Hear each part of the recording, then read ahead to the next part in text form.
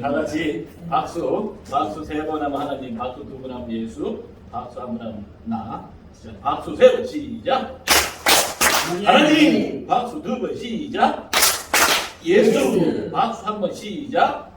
나.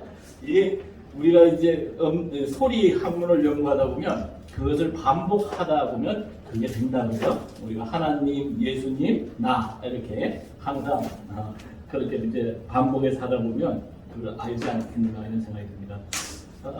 임마누엘 신학, 우리 신학이란 무엇인가 이렇게 한번 한다면 여러 가지가 나오겠지만 신에 대한 학문이지 않습니까? 그래서 제가 조금 전에도 말씀드렸습니다만 성경 전체를 이렇게 바라보면 어쩌면 하나님과의 예수님과의 관계, 예수님과 나와의 관계, 뭐 이거 이상 더 있겠습니까? 그 세 가지를 잘 알면 모든 것을 다 아는 게 아닌가 저는 그렇게 생각하면서 그래서 하나님, 예수님, 나 이렇게 정리를 한 겁니다. 조금 전에도 말씀을 이렇게 주셨는데 그렇다면 하나님이란 어떤 존재인가 하는 거잖아요. 대부분 하나님은 보이지 않는 존재이고 처음에 아무것도 없는 상태라고 하잖아요. 볼 수가 없다 그러죠. 그런 상태에서 이제 항상 보임을 보여주신 분이 이제 보여줬잖아요. 뭔가를. 그게 이제 예수님이잖아요. 예수님 보여줬잖아요. 그걸 보여줬어요. 그럼 그 예수님과 나와의 관계는 무엇인가? 이것을 우리가 깊이 있게 통찰할 필요가 있다. 그렇게 생각합니다. 자, 그런 측면에서 우리 인간들이 살아가면서 끊임없이 신학을 공부해야 되고 또는 성경을 공부해야 되는 이유는 무엇인가? 그것은 나의 존재에 대한 나는 누구인가와 함께 또 하나는 나는 어디서 왔으며 무엇을 할 것이며 어디로 갈 것인가 하는 부분이라고 저는 생각을 합니다. 그것이 더 끊임없이 그걸 찾아가는 하나의 과정이라고 인생을 그렇게 정리할 수도 있다고 저는 생각합니다. 그렇다면 나는 누구인가라고 했을 때 성경은 뭐라고 말씀하시냐면 그것은 하나님의 성전이다 이렇게 얘기합니다. 그래서 고린도전서 3장 16절에 보면 너희는 너희가 하나님의 성전인 것과 하나님의 성령이 너희 안에 계시는 것을 알지 못하느냐. 상당히 좀 일반 사람들이 경험을 한 사람들은 삶이라는 게 자기가 경험해보면 건 금방 받아들여지지만 경험해보지 않는 건 받아들이지 않는 부분인데 상당히 쉬우면서도 어려울 것 같아요. 너희는 너희가 하나님의 성전인 것과 하나님의 성령이 너희 안에 계시는 것을 알지 못하느냐. 하나님의 성전인 나라는 존재를 인식할 수 있느냐 이런 거죠. 그러면서 나는 하나님의 성전으로 하나님이 내 안에 거하신다는 사람들이 있죠. 그래서 목사님들을 배워보면 내가 지금 하나님이 내 안에 계시는데 하면서 그런 분들을 아마 보셨을 겁니다. 그런 분들은 그게 경험이 되신 거예요.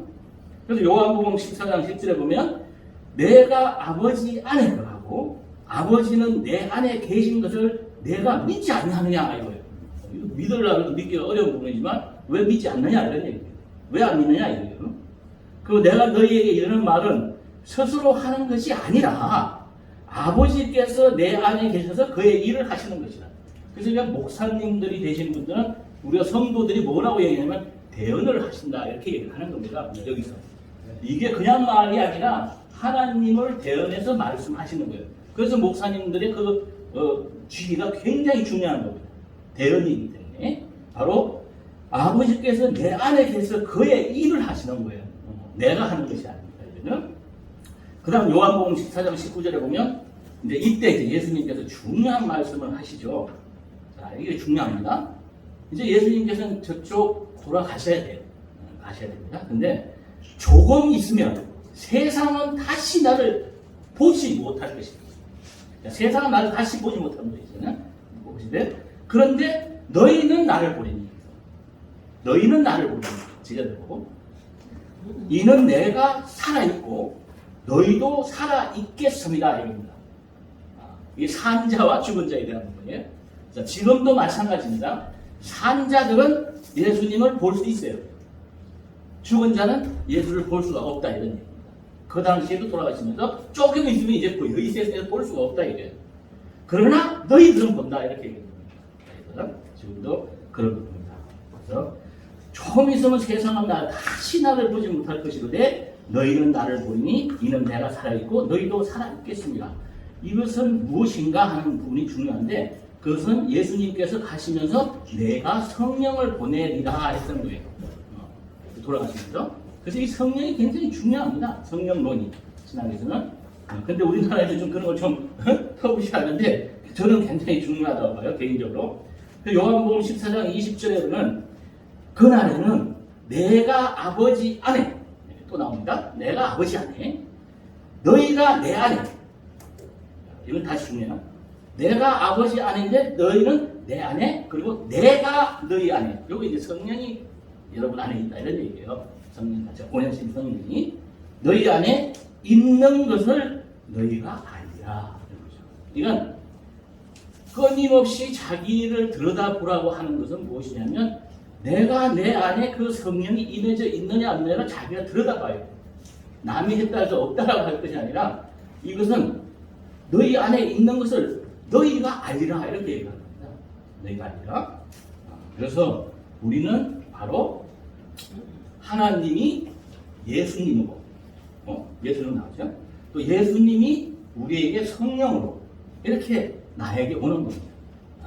이것이 하나의 하나님과 예수님과 나와의 관계다 이런 얘기입니다. 그래서 그렇게 쉽게 이렇게 그냥 넘길 부분이 아니고 고린도전서 3장 17절에 보면 어떻게 나오냐면 누구든지 하나님의 성전을 더럽히면 하나님이 그 사람을 멸하시리라. 굉장히 중요한 의미죠. 우리가 하나님의 성전입니다. 우리 자체가. 그리고 하나님의 성전은 거룩하니 너희도 그러하리라 이렇게 얘기를 해요. 그래서 이 거룩해야 됩니다. 거룩하다는 말은 히브리어로 카도시와 헬라어로 하기오스라는 말인데 이 말은 자르다 분리하다 이런 말이에요. 요즘에 뭐 사람들이 기독교인들만 뭐 특별한 거냐 이런데 그렇지 않습니다. 굉장히 중요한 부분이 있어요. 좀 분리하다는 말에서 파생된 말이에요. 이 말이. 성경에서의 거룩은 어떤 사물이나 사람을 신성한 목적을 위해서 구분해 놓는다. 이게 신성한 목적을 위해서. 그러니까 하나님의 성전으로서의 목적이 있다 이런 얘기입니다. 그래서 우리는 이 성전에서 하는 그 말을 성물이라고 하고 그래서 목사님들을 성직자라고 하는 거예요. 성직자. 그리고 거기에서 정말 성스럽게 되는 사람을 성도라고 얘기하는 겁니다. 성도. 이건 하나의 거룩한 삶으로서 하나님의 자녀로서 구별된 삶이다. 이렇게 얘기를 할 수가 있어요. 마무리를 하자면 재밌는 유머를 하나 하면서 마무리하겠습니다.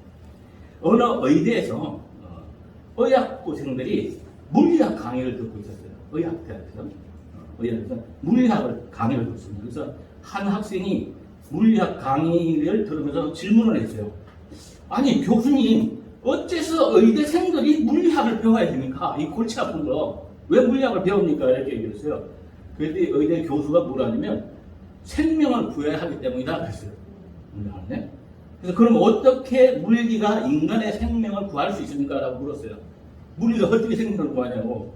다시 학생에게 이제 물으니까 교수가 뭐라 하냐면 물리학은 너와 같이 머리 나쁜 학생을 의대에서 내쫓을 수 있기 때문이다. 물리학 하는 이유가.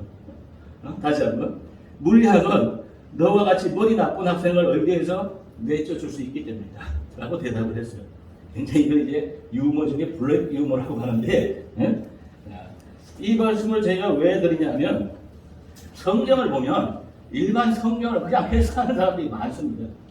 자기 생각대로, 자기 경험대로, 다 그렇게 하는데, 실제적으로는, 그리고 비유 같은 걸 풀기가 굉장히 어렵게 만들어놨어요. 그 이유가 무엇인가 저는 그렇게 생각하는데, 그것을 성령으로 풀지 않고서는 상당히 어려운 부분이 있다. 저는 그런 말씀을 드리고 싶고요. 자, 우리가 인체 중에서 가장 사기꾼이 하나 있어요. 인체 중에서. 뇌예요? 뇌가 최고 사기꾼이야? 네. 인체 중에서 제일 사기꾼이 있는데 그게 뭘까요? 인체 중에서 제일 사기꾼이 누구냐면 배야, 배. 사촌이 논사면 폐가 우리가 이게 일반 성령으로 가지 않은 사람들은 굉장히 시기와 질투와 이런 것들이 많죠.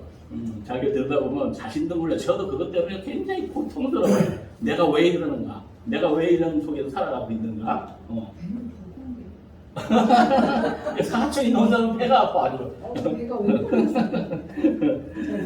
그래서 우리가 이제 성령으로서 하나님의 성령이 됐다는 것은 무엇이냐면 사람이 하나님같이 이렇게 보이면서 이 세상을 살면서 비교하지 않고 또 세상을 살면서 걱정하지 않고 세상을 살면서 기대하지 않는 그런 있는 그대로의 삶을 산다라고 이렇게 마무리하면서 여러분 모두가 하나님의 성령으로서 살아갈 수 있는 축복이 있기를 축원드리면서 마치도록 하겠습니다. 감사합니다.